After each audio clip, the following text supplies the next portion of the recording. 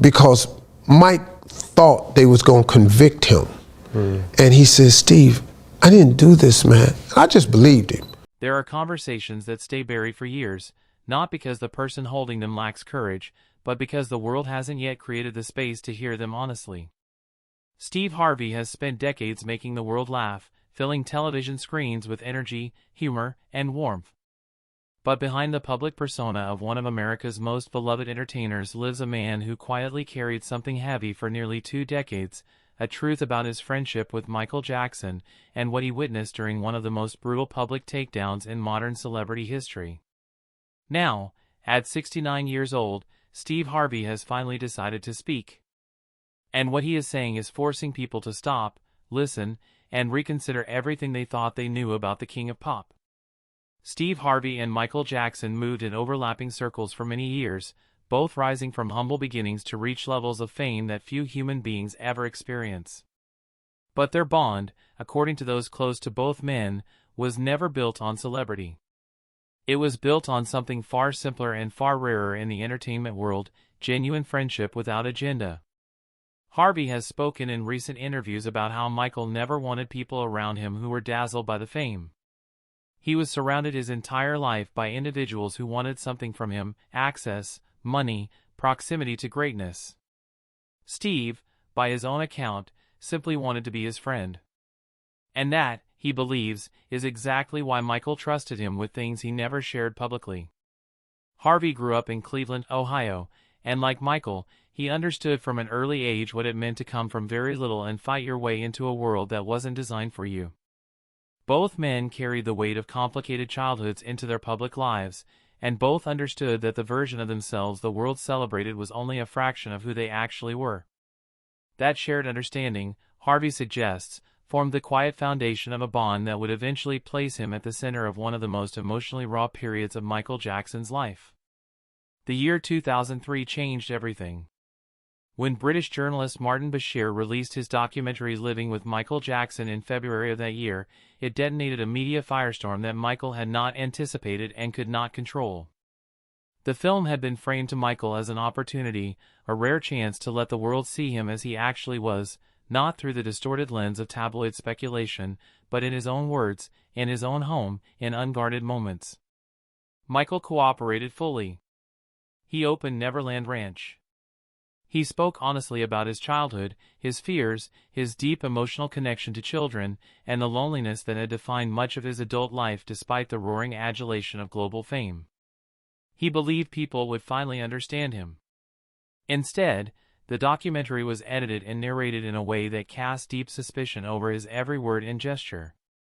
Within hours of its broadcast, public opinion shifted dramatically. And according to Harvey, Michael called him that same night, barely able to speak through tears, saying he had been betrayed by someone he trusted completely. What Harvey describes from that phone call is not the image of a manipulative or guilty man scrambling to manage a story. He describes a person shattered by the realization that his sincere effort to be understood had been turned into a weapon against him. Michael reportedly told Harvey that he knew immediately what was coming next. He had experienced the machinery of media destruction before, in 1993, when he faced allegations that were ultimately never prosecuted and ended in a civil settlement that Michael himself said he agreed to only to protect his family from an endless and consuming legal battle. He understood how the press worked. He knew that once a narrative was established, facts became secondary to the momentum of the story. And he told Harvey something that has stayed with him ever since, that the forces arrayed against him were not primarily interested in justice. They were interested in dismantling someone who had become too large, too powerful, and too independent to be easily controlled. The months that followed were among the darkest of Michael's life. In November 2003, law enforcement conducted a large-scale raid on Neverland Ranch, arriving with personnel and equipment that seemed, to many observers, deliberately designed for maximum public spectacle. Images of investigators moving through Michael's private spaces were broadcast globally, and the visual impact was immediate and lasting. Michael was formally charged with multiple counts of child molestation related to a young boy named Gavin Arvizo, whose family had previously been recipients of Michael's charity and support during the boy's battle with cancer. The cruelty of that specific accusation, coming from a family he had tried to help, seemed to devastate Michael in ways that went beyond even the legal danger he now faced. Harvey visited Neverland during that period and has spoken about what he found there. The property, which had always been filled with movement, music, and a kind of relentless joyful energy, felt hollow. Staff had been reduced.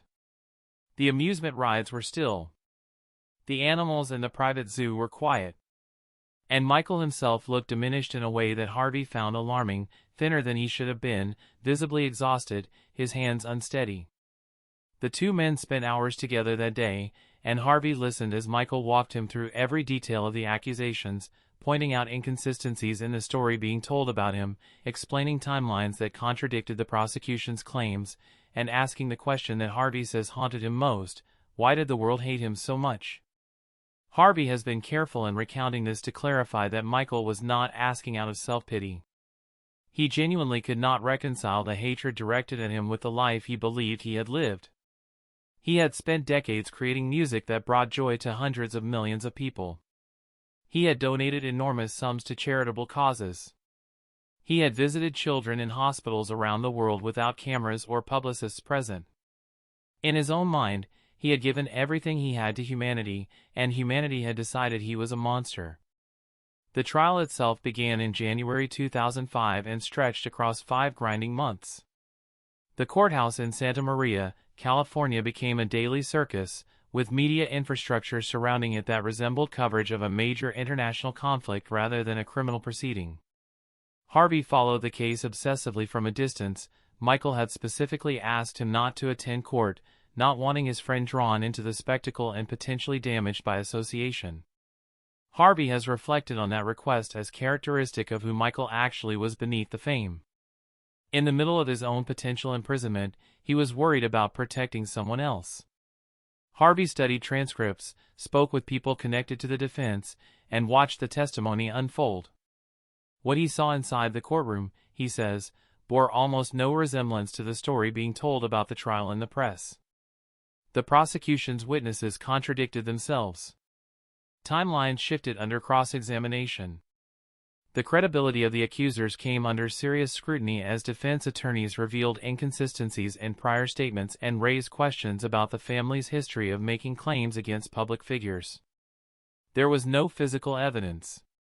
Not a single piece. And yet the media narrative barely wavered. At some point during the trial, Harvey called Michael directly and asked him plainly whether he had done what he was accused of. He has described the silence that followed as one of the longest he has ever experienced in a conversation. When Michael finally answered, his voice was quiet and completely steady. He told Harvey that he had never harmed a child in any way, not in thought, not in word, not in action, and that he would rather die than cause suffering to a child. Harvey believed him. Not from loyalty or blindness, he has been careful to say, but because of years of direct observation. He had watched Michael around children on many occasions.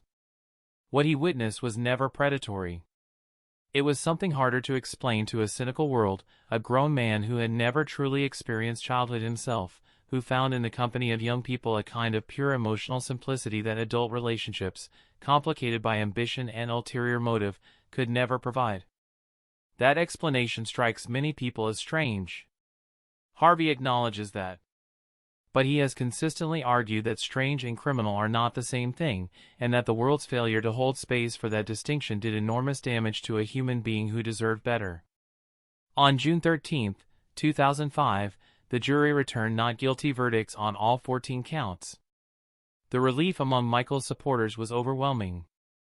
Fans outside the courthouse wept openly. His family broke down inside the courtroom. Around the world, people who had believed in his innocence felt vindicated. But when Harvey finally saw Michael in person shortly after the verdict, he did not find a man celebrating. He found someone who looked as though he had crossed a desert and arrived at the other side only to discover there was nothing waiting for him. Michael reportedly looked at Harvey quietly and said that they had won, but that he had lost everything anyway. That sentence has stayed with Harvey ever since, because he believes it contained more truth than anything said during 5 months of courtroom proceedings. The trial had cost Michael not just money and health, but something far more essential, whatever remained of his sense of safety in the world.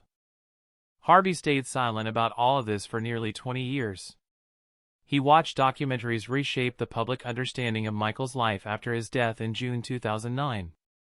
He watched the 2019 HBO film Leaving Neverland generate an entirely new wave of condemnation based on accounts that Michael's estate vigorously contested and that legal and journalistic analysts raised significant questions about. He watched an entire generation grow up knowing Michael Jackson primarily as a figure of scandal rather than as one of the most gifted and generous artists in the history of popular music. And through all of it, he said almost nothing. He has explained his long silence as a commitment to himself not to speak until he was prepared to say everything honestly, without softening the edges to make it more palatable or hardening them to make it more dramatic. He wanted to tell the truth, and he needed time to understand exactly what that truth was. What finally moved him to speak, by his own account, was a conversation with his granddaughter. She came home from school upset after a class discussion in which Michael Jackson had been presented almost entirely through the lens of the allegations against him. She asked Harvey directly whether Michael was a bad man. That question, coming from a child who had grown up in a world where the verdict of public opinion had long since been rendered, struck Harvey as the clearest possible sign that silence was no longer a responsible option. An entire generation, he realized, was inheriting a story that had been written without the testimony of people who had actually been there. Harvey is not naive about the reception his words will receive. He knows that defending Michael Jackson in the current cultural climate invites fierce criticism and that many people will immediately dismiss him as someone blinded by personal loyalty. He has addressed this directly, saying that at 69, he is no longer interested in protecting his public image at the expense of telling the truth as he experienced it. He would rather be criticized for standing beside someone he believed was innocent than remain comfortable in silence while that person's legacy is reduced to a footnote of accusation. What Harvey ultimately wants people to understand is not simply that Michael was innocent, but that Michael was human in ways the world consistently refused to acknowledge. He was a man shaped by a painful and abnormal childhood, thrust into global superstardom before he understood what normal life felt like, repeatedly targeted by accusations that investigation never substantiated, and ultimately broken not by guilt but by the relentless weight of being misunderstood by a world that preferred the dramatic version of his story to the complicated and quieter truth. Steve Harvey watched all of that happen from closer than almost anyone. And after 20 years of silence, he has decided that the man he knew deserves to finally have someone speak plainly on his behalf. Whether the world is ready to listen is another question entirely.